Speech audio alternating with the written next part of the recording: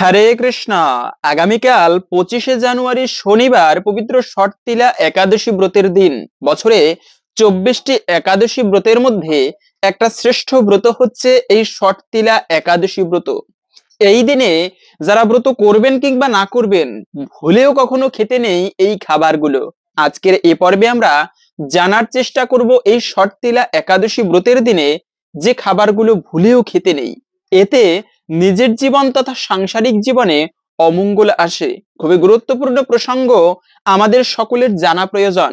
পাশাপাশি শাস্ত্রে এই ষটতিলা একাদশী ব্রতের বিশেষ মাহাত্ম্য কথা বর্ণনা করা হয়েছে। আজকের এ পর্বে আমরা সেই সকল প্রসঙ্গে জানার চেষ্টা করব। সকলকে স্বাগতম জানাচ্ছি আমাদের এই ধর্মীয় তথ্যমূলক চ্যানেলে। আমরা চেষ্টা করি এরকমই সনাতন ধর্মের ধর্মীয় তথ্যগুলোকে আপনাদের সাথে উপস্থাপন করতে, শেয়ার করতে। তাই আসুন আগামী কিছুক্ষণ সময় একসঙ্গে ধৈর্য ধরে আজকের এই ষটতিলা একাদশী প্রসঙ্গে গুরুত্বপূর্ণ তথ্যগুলো জেনে নেই। আশা করছি আজকের এই তথ্যগুলো আপনাকে অবশ্যই সমৃদ্ধ করবে। ভালো লেগে থাকলে অবশ্যই একটা লাইক করে কমেন্টে আপনার ইষ্ট দেবতার নামটি অথবা জয় শ্রীকৃষ্ণ ভগবানের নামটি একবার হলেও লিখে যাবার অনুরোধ জানাচ্ছি। একাদশী ব্রতের দিনটি মনে রাখবে, বৃহস্পতিবার যেমন মা লক্ষ্মীর দিন, শনিবার শনি দেবতার দিন, ঠিক তেমনি একাদশী ব্রতের দিনটি হচ্ছে ভগবান বিষ্ণুর অত্যন্ত প্রিয় দিন। এজন্য একাদশীকে হরিবাসর বলা হয়। অনেক প্রকার ব্রত রয়েছে। বৃহস্পতিবারে লক্ষ্মী ব্রত রয়েছে, কোজাগরী পূর্ণিমা তিথিতে লক্ষ্মী ব্রত করা হয়। কালিকা ব্রত রয়েছে, দুর্গা ব্রত রয়েছে, শিব চতুর্দশী ব্রত রয়েছে। এরকম করে যত প্রকার ব্রত রয়েছে, সব থেকে শ্রেষ্ঠ ব্রত হচ্ছে এই একাদশী ব্রত। যদি কোনো ভক্ত ভক্তের সহিত একাদশীতে উপবাস করে ব্রত করে ভগবানের পুজো দিতে পারে, তার সংসারের সমস্ত দারিদ্রতা দূরীভূত হয় এবং ভগবান তার প্রতি অত্যন্ত প্রসন্ন হয়। তাই বিশেষ দিন হচ্ছে এই একাদশী ব্রতের দিন। এই দিনটি আমাদের গুরুত্বের সহিত পালন করা উচিত। বিশেষ করে বছরে 24টি একাদশী ব্রত রয়েছে, তার মধ্যে একটা শ্রেষ্ঠ ব্রত কেন এই ষটতিলা একাদশী ব্রত। এই ব্রতটি যারা পালন করবে তারা কি ফল লাভ করতে পারবে। শাস্ত্রে ভবিষ্যৎতার পুরাণে সে প্রসঙ্গে বর্ণনা করা হয়েছে যে মানে গোহত্যা এবং ব্রহ্ম হত্যা। ব্রহ্ম হত্যা মানে হচ্ছে যারা ব্রাহ্মণদেরকে, বৈষ্ণবদেরকে হত্যা করবে। জগতের সব থেকে ভয়ানক পাপ হচ্ছে বৈষ্ণব হত্যা করা বা কোনো ব্রাহ্মণকে কষ্ট দেওয়া। এর উপরে কোনো পাপ নেই। এই পাপ স্বয়ং ভগবানও নিজেও খণ্ডন করতে পারে না যারা বৈষ্ণবের চরণে অপরাধ করে। একমাত্র যে ব্যক্তির চরণে অপরাধ হয় তিনি যদি ক্ষমা না করে, তবে ভগবানও কিন্তু সেই ব্যক্তিকে কখনো ক্ষমা করে না। তো এরকম করে ব্রহ্ম হত্যা, গো হত্যার পাপ রয়েছে। ভগবানের সব থেকে প্রিয় হচ্ছে দুজন ব্যক্তি। এক হচ্ছে সেই গাভী মাতা। শাস্ত্রের 7 প্রকার মায়ের কথা উল্লেখ রয়েছে। আত্মমাতা, গুরুপত্নী, ব্রাহ্মণী, রাজপত্নিকা, ধেনুর ধাত্রী তথা পৃথ্বী, সপ্তৈত মাতর স্মৃতা। আত্মমাতা মানে হচ্ছে আমার নিজের মা, তিনি একজন মা। গুরুপত্নী মানে গুরুদেবের স্ত্রী, তিনিও একজন মা। ব্রাহ্মণী মানে সাধুর স্ত্রী, তিনিও একজন মা। এবং গাভী মাতা, তাকেও মা বলা হয়েছে। সনাতন শাস্ত্র বড় উন্নত শাস্ত্র। তো সেই গাভী মাতা ভগবান শ্রীকৃষ্ণের, বিশেষ করে গোপাল কৃষ্ণের অত্যন্ত প্রিয়। কেননা শাস্ত্রে বলা আছে গাভীর পশ্চাৎ দেশ খুবই পবিত্র। পিছন থেকে যাহা কিছু বের হয় মল, এই মল হচ্ছে তার মধ্যে অ্যান্টি ব্যাকটেরিয়া রয়েছে। মানুষের যে মল সেটা খুবই বিশ্রী, বাজে। অন্যান্য প্রাণীর মল এটা খুবই বাজে, তার মধ্যে ব্যাকটেরিয়া থাকে ক্ষতিকারক। কিন্তু এই গাভীর যে মল, তার মধ্যে, গোবরের মধ্যে কিন্তু অ্যান্টি ব্যাকটেরিয়া থাকে। তাই এটা বৈজ্ঞানিকভাবে প্রমাণিত হয়েছে। কিন্তু আমাদের বেদে বহু বহু বছর পূর্বে বলা আছে অনুষ্ঠানের পূর্বে বাড়িতে গোবর লিপন করা এটা সর্বোত্তম। এবং ভগবানের আরেকজন ব্যক্তি খুবই প্রিয়, তিনি হচ্ছেন কিন্তু বৈষ্ণব বা ব্রাহ্মণ, যাদের শ্রীমুখ থেকে দিব্য ধ্বনি, মন্ত্র, শব্দ উচ্চারিত হয়। তাই সাধুদের শ্রীমুখ বা উপরিদেশ খুবই পবিত্র বলা হয়েছে। ভগবান এই দুজন ব্যক্তিকে খুবই পছন্দ করে, তাই তো তার প্রণাম মন্ত্রে বলা হয়েছে নমো ব্রাহ্মণ্য দেবায় গো ব্রাহ্মণ্য হিতায় চ জগদ্ধিতায় কৃষ্ণায় গোবিন্দায় নমো নমো। ব্রাহ্মণ এবং গাভীদের হিত সাধনকারী ভগবান শ্রী গোবিন্দকে আমার অন্তরের অন্তরস্থল হইতে প্রণতি নিবেদন করি। তো সেই গো হত্যা করলে এত পাপ হয়, স্বয়ং ইন্দ্র বলেছেন দশরথ রাজাকে যে হে মহারাজ, যারা গো হত্যা করে তার মাংস ভক্ষণ করবে, ওই গাভীর শরীরে যত লোমকূপ রয়েছে তত সহস্র বছর তাকে নরকের ভয়ানক যাতনা ভোগ করতে হয়। ভয়ানক পাপের বলা হয়েছে। দ্বিতীয়ত হচ্ছে সাধু হত্যা। তো কিন্তু এমন ভয়ানক পাপ করেও যদি কোনো ব্যক্তি এই একাদশী ব্রত পালন করে ভগবানের কাছে ক্ষমা প্রার্থনা করে, তার সেই সকল পাপ, ব্রহ্ম হত্যা, গো হত্যা, এরকম সকল ভয়ানক পাপরাশি পর্যন্ত বিধৌত হয়ে যায় এই ষট্টিলা একাদশী ব্রত পালনের ফলে। পাশাপাশি হচ্ছে যাদের পরিবারে দারিদ্রতা রয়েছে, শাস্ত্রে ভবিষ্যৎতার পুরাণে বলা হয়েছে ষট্টিলা একাদশী ব্রত পালনের ফলে সংসারের দারিদ্রতা দূরীভূত হয়। আমরা তো প্রায় সকলেই চাই পরিবারে যেন সবাই সুন্দর সুশৃঙ্খল ভাবে জীবনযাপন করতে পারি, যেন অর্থের অভাব দূরীভূত হয়, দারিদ্রতা দূর হয় এবং মা লক্ষ্মীর কৃপা লাভ হয়, সংসারে সমৃদ্ধি আসে। তো যারা এই ব্রত পালন করবে ষট্টিলা একাদশী ব্রত, এই ব্রতের পূর্ণ প্রভাবে সংসারের দারিদ্রতা দূরীভূত হয়। এবং যাদের শারীরিক ব্যাধি রয়েছে, কষ্ট রয়েছে, শাস্ত্রে বর্ণনা করা হয়েছে ঋণ, রোগ এবং অগ্নি তিনটাই ভয়ানক বিষয়। এদেরকে যত রেখে দিবে তত আরো বৃদ্ধি পাবে। তাই এদেরকে যত তাড়াতাড়ি সম্ভব সমূলে নির্মূল করা উচিত। সেজন্য এই যে শারীরিক কষ্ট বা ব্যাধি, এটা কিন্তু ভয়ানক বিষয়। কিছু কিছু রোগ থাকে যেগুলো জন্মগত ভাবে হয়। যেমন পূর্বজন্মের যদি কোনো দোষ থাকে, পূর্বজন্মের পাপকর্মের ফলে কিছু রোগ হয়। শাস্ত্রে বলা আছে যে এই যে শ্বেতি রোগ হয়, মানে শরীর সাদা হয়ে যায়, শ্বেতি রোগ রয়েছে। এটা হচ্ছে হয় কেন? কেননা যদি কেউ অপরের মানে ছোট বাচ্চাদেরকে খাবার না দিয়ে, বড়দেরকে খাবার না দিয়ে লুকিয়ে লুকিয়ে খাবার খায়, এই চুরি করার ফলে তার পরবর্তী জন্মে যদি মনুষ্য শরীর ধারণ করে, তবে সে ব্যক্তির শ্বেতি রোগ হওয়ার সম্ভাবনা থাকে এবং এটি কখনো ভালো হয় না, যত ডাক্তার দেখাক। দ্বিতীয়ত হচ্ছে নখে যে চিপা হয়, নখে যে সমস্যা হয়, এগুলো অনেক সময় স্বর্ণ চুরি করার কারণে হয়ে থাকে। কিছু কিছু রোগ রয়েছে যেগুলো ভালো হয় না। বৈষ্ণবের চরণে অপরাধ করলে কুষ্ঠ ব্যাধি হয়। তো এই সমস্ত যাদের ব্যাধি রয়েছে, ভয়ানক ব্যাধি, কষ্ট পীড়া পেয়ে যাচ্ছে, সেই ব্যাধি পর্যন্ত, সেই পাপ পর্যন্ত দূরীভূত হয় এবং সুন্দর সুস্থ দেহ লাভ হয়ে থাকে শুধুমাত্র এই ষট্টিলা একাদশী ব্রত পালনের ফলে। সেজন্য আমাদের এই বিশেষ বিশেষ দিনগুলো, বিশেষ তিথিগুলো মেনে চলা প্রয়োজন। মাঘ মাস বড়ই পুণ্যের মাস। এই মাঘ মাসের কৃষ্ণপক্ষের একাদশী ব্রত, ষট্টিলা একাদশী ব্রত, সকলের এই দিনটি বিশেষভাবে গুরুত্বের সহিত মেনে চলা প্রয়োজন। মনে রাখবে, বছরে দ্বাদশ মাসের মধ্যে 3টি মাসকে শ্রেষ্ঠ বলা হয়েছে, বৈশাখ মাস, কার্তিক মাস এবং মাঘ মাস। তো মাঘ মাস কেন শ্রেষ্ঠ? কেননা যদি কোনো ব্যক্তি মাঘ মাসে প্রচন্ড ঠান্ডা পড়ে, এই ঠান্ডার মধ্যেও প্রভাতকালে শয্যা ত্যাগ করে স্নান করে ইষ্টদেবের পুজো করতে পারে, এর মাধ্যমে তার জীবনের অমঙ্গল দূরীভূত হয় এবং সৌভাগ্য সমৃদ্ধি আসে। তাই মাঘ মাস এতটা গুরুত্বপূর্ণ বলা হয়েছে। এবং সেই মাঘ মাসের একাদশী আমরা অনেকে আছে পালন করব, অনেকে পালন করব না। যদি পালন নাও করেন, কিন্তু এই দিনে ভুলেও যে খাবারগুলো খাওয়া উচিত নয়। মনে রাখবে, খাবার অত্যন্ত গুরুত্বপূর্ণ। রবীন্দ্রনাথ ঠাকুর বলেছেন যে না খেয়ে মারা গিয়েছে এমন লোকের সংখ্যা খুবই কম, না খেলে মারা যায় না, কিন্তু খেয়ে মারা গিয়েছে এমন লোকের সংখ্যা ভুরি ভুরি। তাই না খেলে কখনো মানুষ মরে না, ততটা খেলে মারা যায়। এই যে নেশা, জানি ক্ষতিকর, কাশি হয় এত, ধূমপান স্বাস্থ্যের জন্য ক্ষতিকর, তারপরও খেতে ওই যে একটা আসক্তি, আর এর ফলে কিন্তু জীবনে অল্পতে মৃত্যু ডেকে আনে। তা আমরা যে খাবারগুলো ভুলেও খেতে নেই তা জেনে নিচ্ছি। তবে তার পূর্বে এই ষট্টিলা একাদশী তিথি পঞ্জিকা অনুসারে কখন থেকে কখন শুরু এবং কখন শেষ হচ্ছে সেটি জেনে নিচ্ছি। একাদশী তিথি শুরু হচ্ছে মূলত আজকে 24শে জানুয়ারি শুক্রবার সন্ধ্যা 5টা 17 মিনিট থেকে, থাকবে মূলত আগামীকালকে 25শে জানুয়ারি শনিবার রাত 6টা 35 মিনিট পর্যন্ত। এই সময়টুকুর মধ্যে এই পবিত্র ষট্টিলা একাদশী ব্রতের তিথি থাকবে। সেজন্য আমাদের উদয়া তিথি মেনে এই ব্রত পালন করতে হবে আগামীকালকে 25শে জানুয়ারি শনিবার। এবং একাদশী ব্রত সর্বোত্তম হচ্ছে যদি কেউ নির্জলা ব্রত করতে পারে, মানে জল ফোঁটা পর্যন্ত গ্রহণ করবে না, এটি সর্বোত্তম। স্বয়ং ব্যাসদেব বলেছিলেন ভীমকে ভীম কখনো ব্রত করতে পারতো না, কেননা ওর মধ্যে একটা জঠরাগ্নি ছিল, খুবই ক্ষুধা লাগতো। তখন ভীমকে বলেছিল যে তুমি অন্ততপক্ষে একটা ব্রত নির্জলা ভালোভাবে পালন করবে। তো আমাদের উচিত অন্ততপক্ষে বছরে সকল ব্রত ভালোভাবে পালন করতে না পারলেও যে কোনো একটা ব্রত নির্জলা ভালোভাবে পালন করা।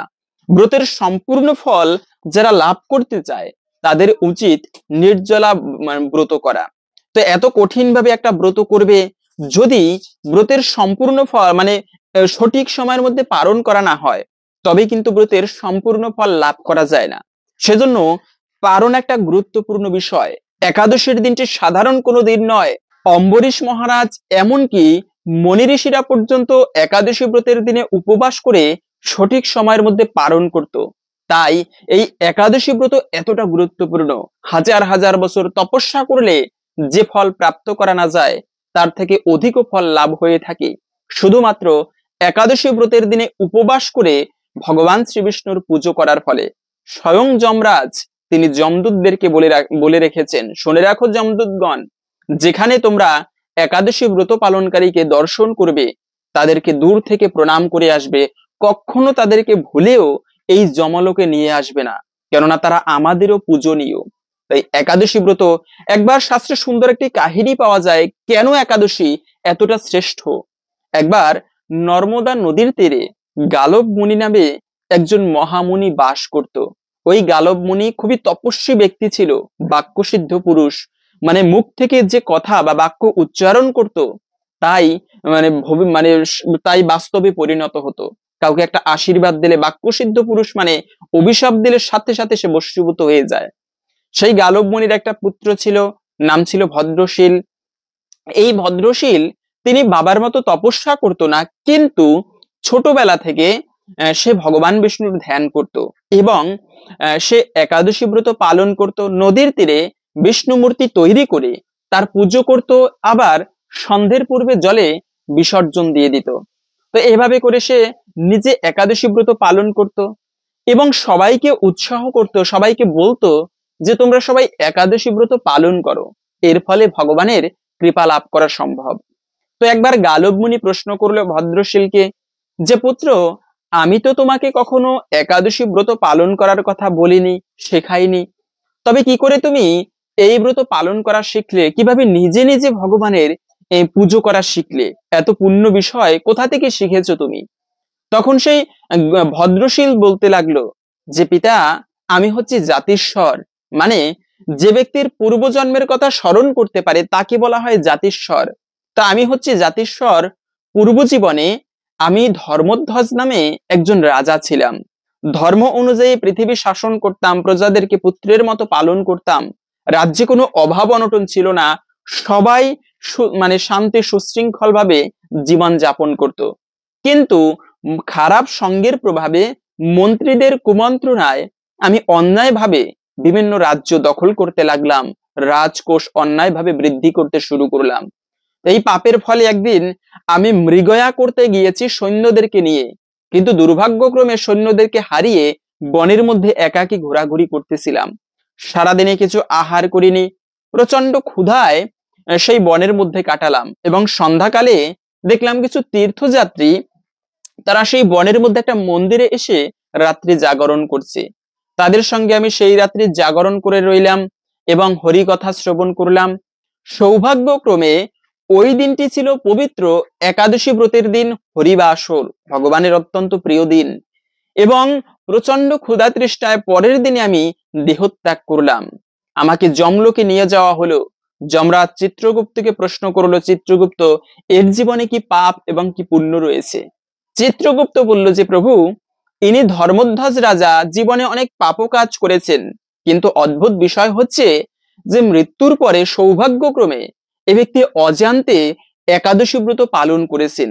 এটা শোনা মাত্রই যমরাজ সাষ্টাঙ্গে সেই ধর্মধ্বজ রাজাকে প্রণাম করলো এবং তাকে যথোপযুক্ত সম্মান দিয়ে স্বর্গে পাঠানো হলো। স্বর্গে অযুত কোটিকাল সেই ধর্মধ্বজ রাজা স্বর্গীয় সুখ ভোগ করার পরে বৈকুণ্ঠ ধামে ভগবানের কাছে চলে গিয়েছিল এবং সেখান থেকে ভগবানের কাছ থেকে ভগবানের আশীর্বাদ পেয়ে এই পৃথিবীতে তোমার মতো মহামুনি গালব মুনির পুত্র রূপে জন্মগ্রহণ করেছি। আমি জগতে এসেছি এই একাদশীর ব্রত মহিমা প্রচারের জন্য, এবং আমি এই জন্মেই একাদশী ব্রত পালন করে ভগবানের কাছে চলে যেতে চাই পুণ্য সঞ্চয় করে। সেজন্য একাদশী ব্রত এতটা গুরুত্বপূর্ণ। জন্মার্জিত পাপরাশি পর্যন্ত বিধৌত হয়ে যায় এই একাদশী ব্রত পালনের ফলে। তাহলে সেই একাদশী ব্রতের পালন অত্যন্ত গুরুত্বপূর্ণ বিষয়। পালন করতে হবে আগামী পরের দিনে, মূলত 26শে জানুয়ারির রবিবার সকাল 6টা 41 থেকে 10টা 21 পর্যন্ত।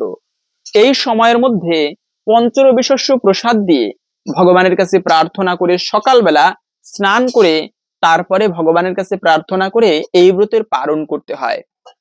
এবং যদি আমরা অনেকে জানি, তারপরেও সংক্ষেপে জেনে নিচ্ছি একাদশী ব্রতের নিয়ম কি, কিভাবে পালন করতে হবে। মনে রাখবে, একাদশী ব্রতের আগের দিনে সবসময় সংযম পালন করা উচিত।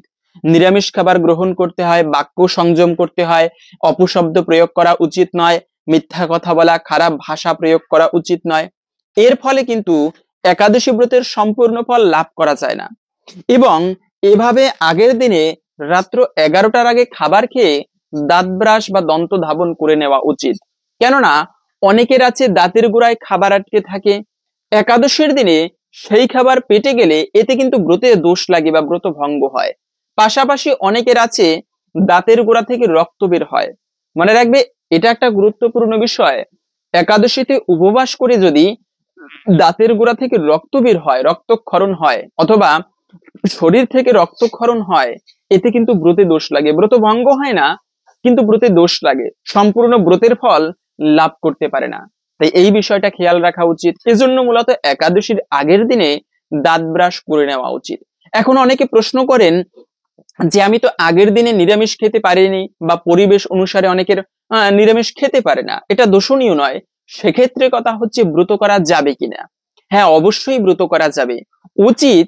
শাস্ত্রীয় মানে শাস্ত্রে বলা আছে আগের দিনে নিরামিষ খেতে হয়। এখন আমি পরিবেশ অনুযায়ী পারছি না, সেটা ভগবান দেখবেন। অবশ্যই যে কোনো অবস্থাতেই একাদশী ব্রত পালন করা যাবে। অনেকে এমনও প্রশ্ন করেন যে আমি তো দীক্ষা গ্রহণ করিনি। পদ্মপুরাণে বলা আছে অদীক্ষিতস্য বামুরু কৃতম সর্বম নিরর্থকম, মানে অদীক্ষিত ব্যক্তির সকল ধর্মকাজ নিরর্থক হয়ে যায়। তাহলে কথা হচ্ছে আমি তো দীক্ষা নেইনি, গুরুদেবের থেকে মন্ত্র গ্রহণ করিনি, তো সেক্ষেত্রে আমি ব্রত পালন করতে পারবো কিনা? অবশ্যই ব্রত পালন করতে পারবেন। কেননা ভগবানের পুণ্য কর্মফল শ্রীমদ্ ভগবদ গীতায় বলা আছে স্বল্পমপিয়স্য ধর্মস্য ত্রায়তে মহত ভয়াৎ। স্বল্প মাত্র যদি কেউ ধর্মানুষ্ঠান করে, মহান ভয় থেকে তাকে পরিত্রাণ করে ভগবান। এটা কখনো ব্যর্থ হয় না ভগবানের সেবা। তাই একাদশী ব্রত ভগবানের পুণ্যময় দিন, হরিবাসর, এই দিনটি প্রত্যেকের ভক্তির সহিত পালন করা উচিত। এই পুণ্য ফল জীবনেও কখনো ব্যর্থ হবে না। তার প্রমাণ হচ্ছে সেই দ্রৌপদী। একবার ভগবান শ্রীকৃষ্ণের কনিষ্ঠ আঙ্গুল কেটে গিয়েছে, দ্রৌপদী একটুকু কাপড় মানে ছিঁড়ে কৃষ্ণের হাতটি বেঁধে দিয়েছিল আঙ্গুল, এবং এই পুণ্যে তার এত পুণ্য হয়েছিল, ভগবান তাকে ওই স্বল্প পুণ্য করার ফলে ভগবান তাকে সেই বস্ত্রহরণের সময় এত কাপড় দিয়েছিল যা দুঃশাসন টেনে শেষ করতে পারেনি। বলার উদ্দেশ্য হচ্ছে যে ভগবানকে যদি দান করা হয়, কোনো ধর্ম করা হয়, সেটা দীক্ষা নিয়ে হোক না নিয়ে হোক, সেই পুণ্য ফলের কখনো ব্যর্থ হয় না। তাই যে কোনো অবস্থাতেই যে কেউ একাদশী ব্রত করতে পারবে। কি শৌচ কি অশৌচ, প্রত্যেকের উচিত একাদশী ব্রত ভক্তি এবং শ্রদ্ধার সহিত পালন করা। এবং একাদশীর দিনটি হচ্ছে মূল বিষয়। ওই দিনে হরিবাসর, হরিবাসর মানে হচ্ছে ওই দিনটিতে আমরা অনেকে আছে একাদশী ব্রতের দিনে, মনে রাখবে, যে কার্যগুলো ভুলেও করা উচিত নয়। তার মধ্যে অনেকে আছে যে একাদশী ব্রতের দিনে উপবাস করে তারপরে ঘুমায়, সারাদিনটা যদি ঘুমিয়েই কাটায় তবে কি না না খেয়ে থাকতে পারে। মূল উদ্দেশ্য হচ্ছে উপবাস মানে একটুকু না খেয়ে থাকা নয়, এটিকে তো প্রকৃত উপবাস বলে না। উপবাস মানে হচ্ছে এই দিনে ব্রত করে সংযম সূচি সম্পন্ন হয়ে ভগবানের সেবা করা, ভক্ত সঙ্গে কাটানো, শাস্ত্র কথা পাঠ করা। ব্রত করেন কিংবা না করেন, সকলে এই কার্যটি করবেন। এই শর্তিলা একাদশী ব্রতের ফল এতে অনেকাংশেই লাভ করা যায়। তা হচ্ছে যারা ব্রত করবেন কিংবা না করবেন, ভক্তি শ্রদ্ধার সহিত এই দিনে ঠাকুরের পুজো করবেন, এবং সন্ধ্যাকালে অথবা সকালবেলা স্নান করে এই ব্রত মাহাত্ম্য কথা নিজেরা পাঠ এবং শ্রবণ করবেন। ইউটিউব থেকে শুনতে হবে এমনটা নয়, নিজেরা পাঠ করবেন, সবাই মিলে পরিবারে যারা আছেন শ্রবণ করবেন। পাঠ করা শেষ হলে একটা পুষ্প ভগবানের চরণে অর্পণ করবেন। এর মাধ্যমে অনেকাংশেই এই ব্রতের ফল লাভ করা যায়। অথবা একটা প্রদীপ ভগবানের চরণে অর্পণ করবেন ভগবানের উদ্দেশ্যে, অনেকাংশেই এই ব্রতের ফল এতে লাভ করা যাবে। তো সেজন্য এই একাদশী ব্রতের দিনে ভুলেও কখনো ঘুমানো উচিত নয়, সারাদিনটি ভক্তিময় ভাবে কাটানো উচিত। দ্বিতীয়ত হচ্ছে যে অনেকে আছে একাদশী ব্রতের দিন বাড়িতে অনুষ্ঠান হচ্ছে বা কোথাও যাবে, সেক্ষেত্রে ক্ষৌর কর্ম করে।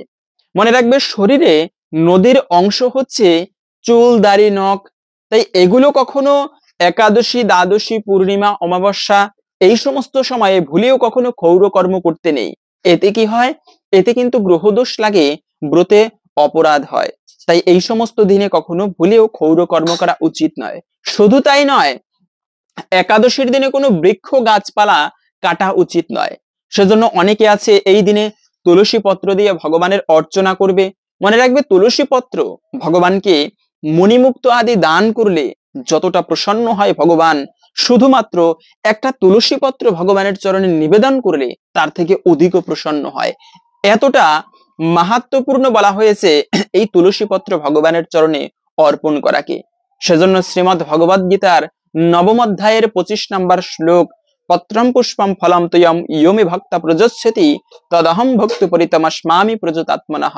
মানে হচ্ছে যে ভগবানকে পত্র পুষ্প ফল জল ভক্তির সহিত অর্পণ করলে, ভক্তি মানে হচ্ছে শ্রদ্ধা ভালোবাসার সহিত ভগবানকে অর্পণ করলে বা নিবেদন করলে এতে ভগবান এতটা প্রসন্ন হয়, সেই ভক্তের দেওয়া ভক্তিপ্লুত উপহার প্রীতি সহকারে গ্রহণ করে। আমরা অনেকে ভাবি ভগবানের পুজো করতে গেলে কত কিছু না লাগে, আমাদের তো অত কিছু নেই, গরিব, কি করে ভগবানের সেবা করব? আরে ভগবানের সেবা করতে কি গরিব কি ধনী, ভগবান ভগবানকে তুমি কতটা দিয়েছো এটা কখনো দেখে না। ভগবান দেখে তুমি নিজের মধ্যে কতটা রেখে দিয়েছো। তাই ভগবানকে যদি আকুল প্রাণে ডাকার মতো ডাকা যায়, একটা তুলসী পত্র ভগবানকে নিবেদন করা যায়, এতে ভগবান অত্যন্ত প্রসন্ন হয়। কিন্তু সেই একাদশী ব্রতের দিনে তুলসী পত্র চয়ন করাকে নিষিদ্ধ বলা হয়েছে। এটি অপরাধ। হরির মস্তক ছেদন করলে যে পাপ হয়, একাদশীতে তুলসী পত্র চয়ন করলে সেই অপরাধের ভাগী হতে হয়। মনে রাখবে কোন কোন দিনে তুলসী পত্র চয়ন করা উচিত নয়। প্রথমত হচ্ছে পূর্ণিমা, অমাবস্যা, একাদশী, দ্বাদশী এই সমস্ত দিনে তুলসী পত্র চয়ন করতে নেই। এবং সূর্যাস্তের পরে দুপুর বেলা টয়লেটে গিয়েছে, স্নান করেনি, অপবিত্র অবস্থায় তেল মেখে, এ সমস্ত অবস্থাতেও তুলসী পত্র চয়ন করা উচিত নয়। এটা বিষ্ণু ধর্মোত্তর গ্রন্থে বলা হয়েছে। পূর্ণিমায়াম মায়ঞ্চ দ্বাদশ্যাম রবি সংক্রমে তৈলভঙ্গে স্নানে মধ্যাহ্নে নিশি সন্ধ্যায় অশৌচে অশুচি কালে বা রাত্রি বাস উন্নীত নর যে চ বিজীর্ণ পিতে সিন্দন্তি হরে শির। এই সমস্ত কালে যে তুলসী পত্র চয়ন করবে তে সিন্দন্তি হরে শির, হরির শির বা মস্তক ছেদন করলে যে পাপ হয় সেই পাপের ভাগী হতে হয়। অতএব একাদশীর দিনে কখনো ভুলেও তুলসী পত্র চয়ন করতে নেই। এখন অনেকে প্রশ্ন করতে পারেন, তাহলে তো তুলসী পত্র বাসি হয়ে যাবে। না, তুলসী পত্র কখনো বাসি হয় না। আপনারা আগের দিনে চয়ন করে রাখবেন ঠাকুরের পুজো করার জন্য। তুলসী পত্র এবং কিছু পুষ্প রয়েছে যেগুলো কখনো বাসি হয় না, ভগবানের সেবা পুজো করা যায়। এবং আর একটা বিষয় হচ্ছে, এই একাদশী ব্রতের দিনে অনেকে আছে উপবাস করে ব্রত করে অপরের নিন্দা করতে থাকে, এক জায়গায় জড়ো হয়ে বিভিন্ন আন কথা, গ্রাম্য কথা। তো এগুলো কখনো করা উচিত নয়। মনে রাখবে অপরের যদি নিন্দা করা হয় এর মাধ্যমে কখনো ভালো নয়। বৈষ্ণবের নিন্দা সব থেকে ভয়ানক অপরাধ। অনেকে আছে ব্রত করবে, কিন্তু ব্রত করার পরে যদি অপরের নিন্দা করা হয়, অপরকে ভুলক্রমেও যদি কষ্ট দেওয়া হয়, এতে কিন্তু ব্রতের সম্পূর্ণ ফল লাভ হয় না। তাই আমি ব্রত করি, কিন্তু যে ব্যক্তি না করে তাদেরও কখনো নিন্দা করা উচিত নয়। তারা না করেছে ভগবান দেখবে সেটা, কিন্তু ব্রত করে যারা না করবে তাদের নিন্দা করা উচিত নয়। পাশাপাশি অনেকে আছে ব্রত করবে বলে বেড়ায়, আরে তুমি ব্রত করো, এগুলো করলে কি হয়, এই সেই। মনে রাখবে তুমি নিজে ধর্ম করতে না পারো, কিন্তু কেউ ধর্ম কাজ করলে তাকে কখনো ভুলেও বাধা প্রদান করবে না। এটা চরম অপরাধের, একদিন ভগবানের কাছে এর জবাব দিতে হবে, চরম অপরাধ। তাই উৎসাহ দেওয়া উচিত, কখনো ধর্ম কাজে কাউকে নিরুৎসাহিত করা উচিত নয়। এবং আর একটা বিষয় হচ্ছে, একাদশীতে রান্না করা খাবার দ্বাদশীর দিনে খাওয়া যাবে কিনা। যেমন মন্দিরগুলোতে একাদশীর দিনে অন্নের ভোগ দেওয়া হয় ঠাকুরকে, কেননা ভগবানের জন্য তো আর একাদশী ব্রত নয়, তাই ভগবানকে অন্নের ভোগ দেওয়া হয়। কিন্তু সেই অন্নপ্রসাদ একাদশীর দিনে আমরা গ্রহণ না করে যারা ব্রত করবে তারা দ্বাদশীর দিনে সেই অন্নপ্রসাদ গ্রহণ করবে। হ্যাঁ, কিন্তু একাদশীর দিনে অন্নপ্রসাদ গ্রহণ করা উচিত নয়। পাশাপাশি এই একাদশীর দিনে আরো যে খাবারগুলো ভুলেও খেতে নেই, অনেকে আছে ব্রত করে ভুল করে সেই খাবারগুলো খেয়ে ফেলে, এতে কিন্তু ব্রতের সম্পূর্ণ ফল লাভ হয় না, সেই ব্রত ভঙ্গ হয়ে যায় আমাদের অজান্তেই। তাই যে খাবারগুলো এই দিনে ভুলেও খাওয়া উচিত নয় তা জেনে নিচ্ছি এখন। তবে তার পূর্বে শাস্ত্রে এই ষট্টিলা একাদশী ব্রতের বিশেষ মাহাত্ম্য কথা বর্ণনা করা হয়েছে। আমরা প্রথমে এই ব্রত কথা শ্রবণ করি। শ্রবণম মঙ্গলম, সনাতন ধর্মে নববিধা ভক্তির প্রথম হচ্ছে শ্রবণ করা। শ্রবণ করার মাধ্যমেও মহাপুণ্য লাভ করা যায়, যার প্রমাণ হচ্ছে পরীক্ষিত মহারাজ 7 দিন ভাগবত কথাই কৃষ্ণ কথা শুনে তিনি বৈকুণ্ঠ ধাম প্রাপ্ত করেছেন। তো ধৈর্য ধরে আসুন, যারা ব্রত করবেন কিংবা না করবেন সকলেই ধৈর্য ধরে এই ব্রত মাহাত্ম্য কথা শ্রবণ করে আসুন, এতে অনেকাংশেই এই ব্রতের ফল লাভ করা যায়। তারপরে আমরা ভিডিওর মূল প্রসঙ্গ জেনে নিচ্ছি। ষট্টিলা একাদশী, মাঘ মাসের কৃষ্ণপক্ষের ষট্টিলা একাদশীর মাহাত্ম্য ভবিষ্যৎতর পুরাণে বর্ণিত আছে। যুধিষ্ঠির মহারাজ বললেন, হে জগন্নাথ, মাঘ মাসের কৃষ্ণপক্ষের একাদশী তিথির নাম কি, বিধি বা কি এবং তার কি ফল সবিস্তারে বর্ণনা করুন। তদুত্তরে ভগবান বললেন, হে রাজন, এই একাদশী ষট্টিলা নামে জগতে বিদিত। এক সময় দালব্য ঋষি মুনিশ্রেষ্ঠ পুলস্তকে জিজ্ঞাসা করেন, মর্তলোকের মানুষেরা ব্রহ্মহত্যা, গোহত্যা, অন্যের সম্পদ হরণ আদি পাপকর্ম দ্বারা নরকে গমন করেন, যাতে তারা নরক গতি থেকে রক্ষা পায় তা যথাযথভাবে আমাকে উপদেশ করুন। অনায়াসে সাধন করা যায় এমন কোনো কাজের মাধ্যমে যদি তাদের এই পাপ থেকে উদ্ধারের কোনো উপায় থাকে তবে তা আমাকে বলুন। ঋষি পুলস্থ বললেন, হে মহাভাগ, এ তুমি অতি গোপনীয় উত্তম বিষয়ে প্রশ্ন করেছো। মাঘ মাসে শচী, জিতেন্দ্রিয়, কাম, ক্রোধ আদি শূন্য হয়ে স্নানের পর সর্বদেবেশ্বর ভগবান শ্রীকৃষ্ণের পূজা করবে। পূজাতে কোনো বিঘ্ন ঘটলে কৃষ্ণ নাম স্মরণ করবে। রাত্রিতে অর্চনান্তে হোম করবে। তারপরে চন্দন, অগুরু, কর্পূর ও শর্করা প্রভৃতি দ্বারা নৈবেদ্য প্রস্তুত করে ভগবানকে নিবেদন করবে। কুষ্পাণ্ড, নারিকেল অথবা 100 গুবাক দিয়ে অর্ঘ্য প্রদান করবে। কৃষ্ণ কৃষ্ণ কৃপালুস্ত গতিনাম গতির ভব ইত্যাদি মন্ত্রে ভগবান শ্রীকৃষ্ণের পূজা করবে। কৃষ্ণ আমার প্রতি প্রসন্ন হও, এই বলে যথাশক্তি ব্রাহ্মণদেরকে জলপূর্ণ কলস, ছত্র, বস্ত্র, পাদুকা, গাভী ও তিলপত্র দান করবে। স্নান দানাদি কার্যে তিল দান অত্যন্ত শুভ।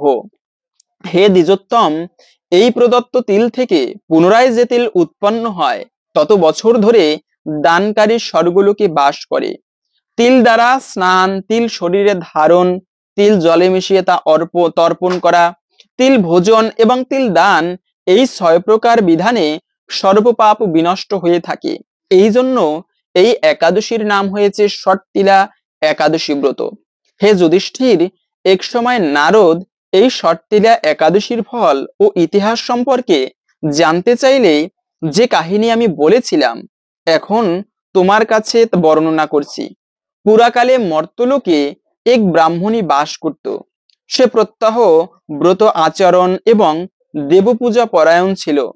উপবাসক্রমে তার শরীর অত্যন্ত ক্ষীণ হয়ে গিয়েছিল।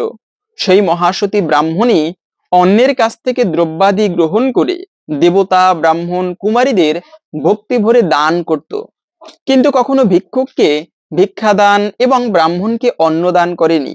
এইভাবে বহু বছর অতিক্রান্ত হলো। আমি চিন্তা করলাম, কষ্টসাধ্য বিভিন্ন ব্রত করার ফলে এই ব্রাহ্মণীর শরীরটি শুকিয়ে যাচ্ছে। সে যথাযথভাবে বৈষ্ণবদের অর্চনও করেছে, কিন্তু তাদের পরিতৃপ্তির জন্য কখনো অন্ন দান করেনি। তাই আমি একদিন কাপালিক রূপ ধারণ করে তামার পাত্র হাতে নিয়ে তার কাছে গিয়ে ভিক্ষা প্রার্থনা করলাম। ব্রাহ্মণী বললেন, হে ব্রাহ্মণ, তুমি কোথা থেকে এসেছো, কোথায় যাবে তা আমাকে বলো। আমি বললাম, হে সুন্দরী, আমাকে কিছু ভিক্ষা দাও। তখন সে ক্ষুব্ধ হয়ে আমার পাত্রে একটি মাটির ডেলা নিক্ষেপ করলো। তারপরে আমি সেখান থেকে চলে গেলাম। বহুকাল পরে সেই ব্রাহ্মণী ব্রত প্রভাবে সশরীরে স্বর্গে গমন করলো। মাটির ঢিলা দানের ফলে একটি মনোরম গৃহ সে প্রাপ্ত হলো বটে, কিন্তু হে নারদ, সেখানে কোনো ধান ও চাল কিছুই ছিল না। গৃহশূন্য দেখে মহাক্রোধে সে আমার কাছে এসে বলল, আমি ব্রত, কৃচ্ছ্র সাধন ও উপবাসের মাধ্যমে নারায়ণের আরাধনা করেছি। এখন হে জনার্দন, আমার গৃহে কিছুই দেখছি না কেন? হে নারদ, তখন আমি তাকে বললাম, তুমি নিজ গৃহে দরজা বন্ধ করে বসে থাকো। মর্তলোকের মানবী সশরীরে স্বর্গে এসেছে শুনে দেবতাদের পত্নীরা তোমাকে দেখতে আসবে, কিন্তু তুমি দরজা খুলবে না। তুমি তাদের কাছে ষট্টিলা ব্রতের পুণ্যফল প্রার্থনা করবে। যদি তারা সেই ফল প্রদানে রাজি হয়, তবেই তুমি দরজা খুলবে। এরপর দেবপত্নীরা সেখানে এসে তার দর্শন প্রার্থনা করলো। ষট্টিলা ব্রতের ফল পেলেই তবেই কেবল সেই মানবী দর্শন দেবেন জেনে তাদের মধ্যে একজন দেবপত্নী তার ষট্টিলা ব্রতজনিত পুণ্যফল তাকে প্রদান করলো। তখন সেই ব্রাহ্মণী দিব্য কান্তি বিশিষ্টা হলো এবং তার গৃহ ধনধান্যে ভরে গেল। দ্বার উদ্ঘাটন করে দেবপত্নীরা তাকে দর্শন করে বিস্মিত হলেন। হে নারদ, অতিরিক্ত বিষয় বাসনা করা উচিত নয়। বৃত্ত সট্ট অকর্তব্য। নিজ সাধ্যমতো তেল, বস্ত্র ও অন্ন দান করবে।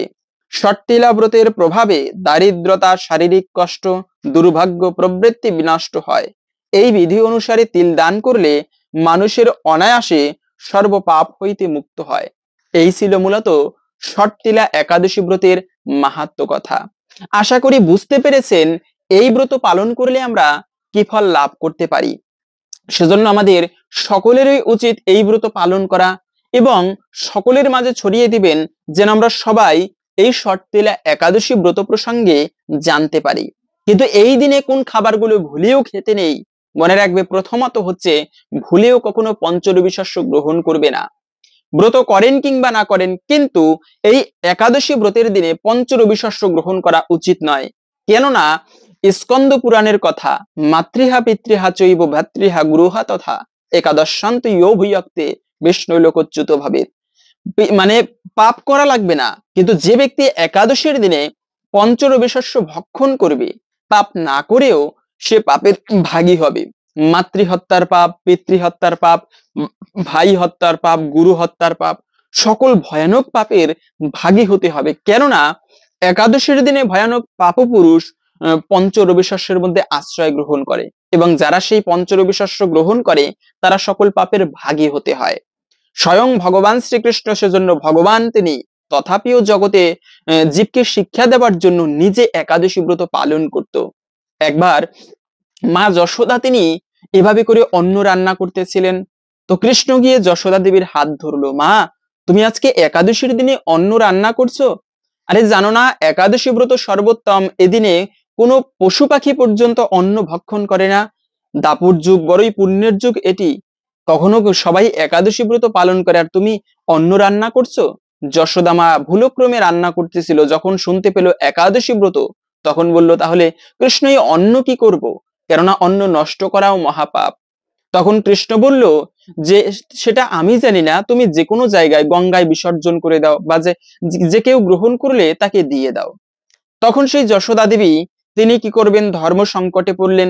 একে তো হচ্ছে একাদশী ব্রতের দিনে অন্ন খাওয়া মহাপাপ, দ্বিতীয়ত হচ্ছে এই অন্ন যদি নষ্ট করে তাও পাপের, এটাও একটা অপরাধের। তাহলে কি করবে? তখন যশোদা দেবী গঙ্গার নিকটে গেল। গঙ্গায় গিয়ে গঙ্গা দেবীকে বলল, মানে যখন ফেলতে যাচ্ছে তখন গঙ্গা দেবী উঠলো, দেবী তুমি এই গঙ্গায় এই অন্ন ফেলবে না আজকে। কেন? আজকে হচ্ছে একাদশী ব্রত, তাই এই একাদশীর দিনে আমি এই অন্ন গ্রহণ করতে পারবো না, আমাকে ক্ষমা করো। তুমি কৃপা করে এই গঙ্গায়, আমার এই নদীতে কখনো এই অন্ন ফেলতে পারবে না। তো যশোদা দেবী কি করবে শুনে তো চমকে গেল, আরে গঙ্গা দেবীও গ্রহণ করবে না। তখন তিনি পাশে ছিল একটা বংশী, মানে ভগবান শ্রীকৃষ্ণের যে বংশী, সেই বাঁশ গাছ বা বাঁশের ঝাড়, সেখানে গিয়ে তাদেরকে বলল, চিন্ময় জগতে সকল কিছুই চিন্ময়, তারা দিব্যভাবে কথা বলতে পারে। তাদেরকে বলল, তোমরা কি অন্ন গ্রহণ করবে? তখন সেই বংশীগণ উত্তর দিচ্ছে, না মা, আমরা এই অন্ন গ্রহণ করব না, কেননা একাদশীতে যে ব্যক্তি অন্ন গ্রহণ করে তার মহাপাপ হয়ে থাকে। তাই আমরা একাদশীর দিনে আমরা অন্ন গ্রহণ করতে পারবো না, মা আমাদেরকে ক্ষমা করো। যশোদা দেবী তখন কি করবে? চিন্তিত অবস্থায় বসে রইলেন গঙ্গার তীরে, গালে হাত দিয়ে ভাবছেন। এমত অবস্থায় একটা মকর মাছ, তিনি জলে সাঁতার কাটতেছিলেন, আপন মনে খেলা করতেছিলেন। মা যশোদাকে দেখলেন, আরে ভগবান, যে ভগবানকে জগতের অসুর থেকে দেবতা কি মনে ঋষি সবাই পর্যন্ত ভয় করে, কালেরও যিনি কাল, তিনি হচ্ছেন মহাকাল। আর সেই মহাকাল শিবেরও যিনি মৃত্যু, তিনি হচ্ছেন কিন্তু স্বয়ং ভগবান। মৃত্যুরও যিনি মৃত্যু স্বরূপ, তিনি হচ্ছেন ভগবান। তাই সেই ভগবানকে সবাই ভয় করে, কিন্তু ভগবানকে একমাত্র ভক্তরা ভয় করে না। এই যে মা যশোদা কত বড় ভক্ত, কৃষ্ণ ভগবান নিজে মায়ের ভয়ে ভীত হয়ে তিনি লাঠি নিয়ে ধাওয়া করতো মা, আর কৃষ্ণ দৌড়াতো। কতটা ভাগ্য হলে এমন ভগবানকে পুত্র রূপে লাভ করা যায়। তাই সেই মকর মাছ, একটা ছোট্ট মকর মাছ জলে খেলা করতেছিল। তিনি খেয়াল করলো যে ভগবান শ্রীকৃষ্ণের মা যশোদা দেবী, তিনি সেই গঙ্গার পাশে বসে কান্না করছে। যশোদা দেবীকে বলতে লাগলো, মা তুমি কেন কাঁদছো? যশোদা দেবী সমস্ত কাহিনী বলল যে পুত্র, এই দেখো আমার কিছু হাতে অন্ন রয়েছে, আমি আজকে ভুলক্রমে রান্না করেছি, কিন্তু অন্ন নষ্ট করা মহাপাপ, কেউ গ্রহণ করছে না আজকের দিনে এই অন্ন, তো আমি কাকে দিব? আবার অন্ন নষ্ট করলে পাপ হবে, তাই কি করব, ধর্ম সংকটে পড়েছি।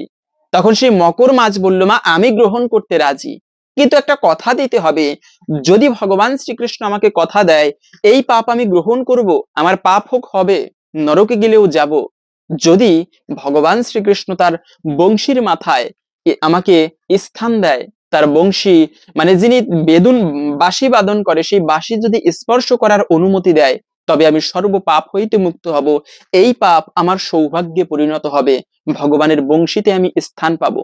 যদি তোমার পুত্র কৃষ্ণ আমাকে তার বংশীতে স্থান দেয়, তবে আমি এই পাপ গ্রহণ করব। তখন কৃষ্ণ বলেছিল তথাস্তু, এবং সেই মকর মাছ পাপ গ্রহণ করেও সেই ভগবান শ্রীকৃষ্ণের বংশীতে স্থান পেয়েছিল। সাধারণ নয়, ভগবান শ্রীকৃষ্ণে খুবই প্রসন্ন হয়েছিল, যে কারণে মকর মাছ ওই কৃষ্ণের বাঁশির মাথায় কিন্তু একটা ময়ূরের মতো দেওয়া থাকে, ওটা আসলে ময়ূর পুচ্ছ নয়, ওটা হচ্ছে মকর মাছ, যিনি সেই একাদশীর অন্ন গ্রহণ করার ফলে ভগবানের কৃপা লাভ করেছিল। তো বলার উদ্দেশ্য হচ্ছে, ভগবানও কিন্তু একাদশী ব্রত পালন করতো জগতের প্রচারের জন্য।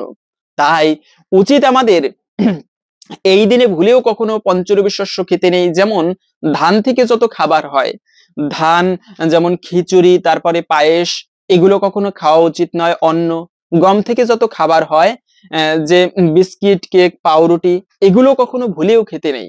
যে কোনো প্রকার ডাল, ছোলা বুট, ভুলেও এই সমস্ত খাবার খাওয়া উচিত নয়। তিল, সরিষা, অনেকে আছে একাদশীর দিনে সবজি রান্না করবে, কিন্তু সেই সবজির মধ্যে সরিষার তেল ব্যবহার করে, এটাও একটা ব্রত ভঙ্গ হয়ে যায়। মানে রাখবে, সরিষাও একাদশীর দিনে খাওয়া উচিত নয়, কেননা পঞ্চরবি শস্যের মধ্যে একটি হচ্ছে সরিষা। তাই ভুলেও কখনো একাদশীর দিনে সরিষা খেতে নেই, এটাও কিন্তু অপরাধের। এবং দ্বিতীয়ত হচ্ছে, অনেকে আছে একাদশী ব্রতের দিনে, অনেক বৃদ্ধরা, ঠাকুরমানা, দাদা দাদিরা, তারা আগের দিনে রুটি খেত। আর মনে রাখবে, রুটি তো হচ্ছে পঞ্চরবি শস্যের মধ্যে একটি, এখনো অনেক জায়গায় একাদশী ব্রতের উপবাস করে রুটি খেয়ে থাকে। তো এটাও কখনো খাওয়া যাবে না, একাদশীতে উপবাস করে ভুলক্রমেও কখনো রুটি খাওয়া যাবে না। আপনারা যে কোনো প্রকার ফল খেতে পারেন, তারপরে সবজি যেমন ফুলকপি, মিষ্টি কুমড়া, মিষ্টি আলু, পেঁপে, কাঁচকলা, এগুলো সরিষার মানে সূর্যমুখী তেল অথবা ঘি দিয়ে রান্না করে ভগবানকে ভোগ নিবেদন করে খেতে পারেন। কিন্তু কখনো একাদশীর দিনে আটা রুটি খাওয়া উচিত নয়। দ্বিতীয়ত হচ্ছে, অনেকে আছে শ্যামা চাল খেয়ে থাকে। মনে রাখবে, শ্যামা চাল, এর মধ্যেও পঞ্চরবি শস্যের সংমিশ্রণ থাকে। তাই ভুলক্রমেও কখনো একাদশীতে উপবাস করে শ্যামা চাল খাওয়া উচিত নয়, এতেও কিন্তু মানে ব্রত ভঙ্গ হয়ে থাকে। এবং সবশেষে হচ্ছে, যে কোনো প্রকার ফল যদিও খাওয়া যাবে, কিন্তু প্যাকেটজাত করা যে খেজুর রয়েছে, সেই খেজুর একাদশীর মতো পবিত্রতম দিনে ভুলেও খাওয়া উচিত নয়। কেননা সেই খেজুর যখন প্যাকেটজাত করা হয়, এমনি আপনারা গাছ থেকে যে পাকা পাকা খেজুর পড়ে, এটি খেতে পারবেন, কিন্তু প্যাকেটজাত খেজুর খাওয়া উচিত নয় এ কারণেই, যখন সেই খেজুর প্যাকেটজাত করা হয়, সেই খেজুরকে ভালো রাখার জন্য তার মধ্যে সরিষার তেল সংমিশ্রণ করা হয়। আর ওই যে সরিষার তেল খাওয়া উচিত নয়, এতে কিন্তু ব্রতভঙ্গ হয়। সেই তথ্য অনুসারে একাদশীতে কখনো খেজুর খাওয়া উচিত নয়। পাশাপাশি এরকম করে অনেকে পাঁচফোড়ন ব্যবহার করবে, হরলিক্স খাওয়া উচিত নয়। আপনারা দুগ্ধ খেতে পারেন, কিন্তু হরলিক্স খাওয়া একাদশীর দিনে নিষিদ্ধ বলা হয়েছে। হরে কৃষ্ণ। আশা করছি আজকের এই গুরুত্বপূর্ণ তথ্যগুলো জেনে আপনি একটুকু হলেও সমৃদ্ধ হয়েছেন। ভালো লেগে থাকলে অবশ্যই একটা লাইক করে কমেন্টে আপনার ইষ্ট দেবতার নামটি অথবা জয় শ্রীকৃষ্ণ ভগবানের নামটি একবার হলেও লিখে যাবার অনুরোধ জানাচ্ছি। ভগবানের কৃপায় সকলের জীবনে মঙ্গল হোক এই কামনা করে আজকের ভিডিওটি এখানে সমাপ্ত করছি। হরে কৃষ্ণ।